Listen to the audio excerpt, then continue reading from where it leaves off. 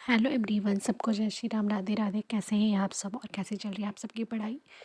दिन की शुरुआत हुई सुबह के 4 बजे से। बस वही अपनी रोज़ की दिनचर्या में मैं लग गई थी। यहाँ पे मेरी छोटी वाली बेटी भी मतलब कि मैक्सिमम ऑलमोस्ट ऐसा होता है कि वो मेरे साथ में ही उठ जाती है। तो वो भी उठ गई थी और इनकी अभी मतलब सुबह की मतलब जब भी सुबह होती है इनकी, तो आजकल मेडिसिन से ही होती है। तो सबसे पहले मैं सुबह उठ के अपने किचन में आती हूँ। इनको सबसे पहले होता है इसको दूध में डाल कर मेडिसिन देना होता है।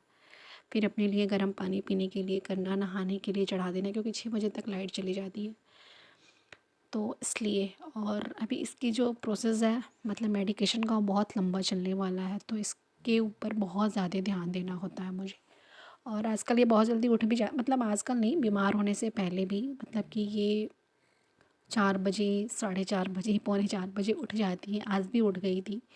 तो बस तुरंत इनके उठने का मुझे एक ये भी बेनिफिट होता है कि मैं अपना भी काम कर लेती हूँ। जैसे कि मुझे पहले अलार्म लगाने की ज़रूरत होती थी, या आप अलार्म लगाओ तो ये होता है कि 2-4 दिन उठो, उसके बाद खुद ही हैबिट हो जाती है उठने की। तो सेम चीज़ें थी, बट इनकी तबीयत ख़राब होने की वजह से एक होता है ना, प्रॉपर तरीके से हम लोग खुद ही नहीं सो पा रहे हैं। मतलब कि नियर अबाउट मैं क्या बताऊँ, स्टार्टिंग के नवंबर और सॉरी अक्टूबर, नवंबर और अभी दिसंबर चल रहा है। मैं अभी ये सारी चीज़ें चल ही रही हैं। यहाँ पे मॉर्निंग में मतलब कि नहा धोने के बाद से जो था कि दाल वगैरह चढ़ाना था मुझे, और घर की क्लीनिंग भी करनी थी, क्योंकि जब उस टाइम इसका मतलब तबीयत नहीं ख़राब था सितंबर लास्ट में, तो उस टाइम क्या था कि अमावस्या वाले दिन, जिस दिन पितरपक्ष ख़त्म होने वाला था, उसके मॉर्निंग में ही था वो नवरात्रि।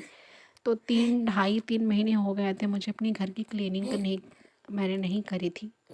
और उस टाइम से ही सब कुछ एकदम अस्त व्यस्त था मेरा सब कुछ। तो आज थोड़ा सा मतलब कि मेरा लेट हुआ। मैं सोची कि चलो ठीक है, थोड़ा सा आराम से अपना जो काम है वो करूँगी, और सबसे पहले घर की क्लीनिंग भी कर लूँगी, क्योंकि क्या है ना कि ऊपर का रूम मतलब वहाँ कोई रहता नहीं है, फिर मैं भी नहीं थी घर पे।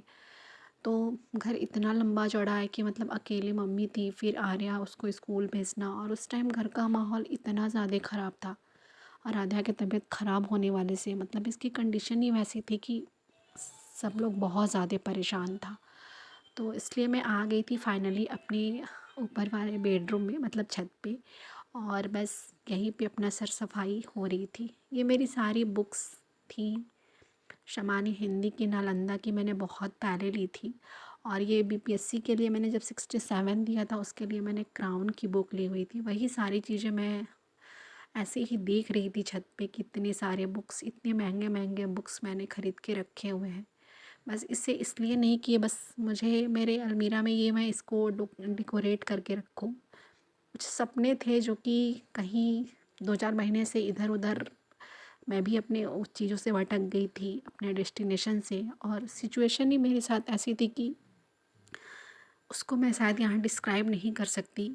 ये ज़िंदगी के वो पल थे ना कि जो कभी मैं अपने आँखों में संजो के रखती थी कि ठीक है मुझे करना है।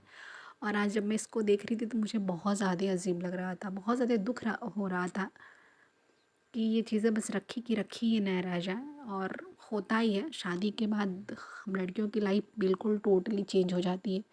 कभी कभी हम दूसरों को देख के बहुत ज़्यादा मोटिवेट होते हैं कि लाइफ में अगर सामने वाला अच्छा कर रहा है तो हम भी ट्राई ज़रूर करेंगे कुछ अच्छा करने की। लेकिन एक होता है ना यार, किस्मत भी बहुत बड़ा एक रोल प्ले करता है हमारी लाइफ में। हम मैं हमेशा ही कहती हूँ कि एक मेहनत अलग चीज़ है, और नसीब एक जो लक होता है वो अलग चीज़ होता है। इन दोनों में जंग बहुत भयंकर होता है, और जब ये दोनों हमारा साथ देते हैं ना, तभी आदमी लाइफ में कुछ अच्छा भी करता है। मतलब ऐसा नहीं है कि हर मेहनत करने वाला अगर कामयाब नहीं है तो वो मेहनत ही नहीं किया है। और जिसको अगर मिल गई है जॉब तो उसने बहुत ज़्यादा वो किया है। एक नसीब का भी है कि ठीक है, हम सब कुछ करें तभी हो पाएगा। तो बस यहाँ पे मेरे सारे काम फाइनली हो गए थे, और मैं नहा धो के अपनी जो फर्स्ट लॉट है वो लेके बैठी थी। फर्स्ट लॉट में आजकल बहुत ज़्यादा कुछ नहीं चल रहा है कि मैं आप सबसे बताऊँ। बस हिंदी की जो है बिलोम मैंने उठाई थी और बस उसे ही रिवीजन कर रही थी। बाकी जो पुरानी अमरनाथ सर की क्लास है उसी से उसी से बस पढ़ाई चल रही है। और आरओ का अभी तक डेट भी नहीं आया है, तो थोड़ा सा एक होता है ना कि डेट आ जाए तो एक ये होता है कि चलो ठीक है, मार्च या अप्रैल में पेपर होने वाला है तो उसके हिसाब से हम अपनी पढ़ाई स्टार्ट करते हैं। फ़िलहाल मैं पहले से ही बहुत ज़्यादा डीमोटिवेट थी, मतलब डीमोटिवेट वही मेरी बेटी की तबीयत ख़राब होने से, और दूसरी ये सब आरओ को लेके हुआ, तो कहीं ना कहीं चीज़ें थोड़ा सा डिसबैलेंस हो ही गई है। और फिलहाल आज के लिए इतना ही, तब तक के लिए बाय बाय, टेक केयर। आप सब अपना ख्याल रखिएगा। सहमत आदि, राधे राधे।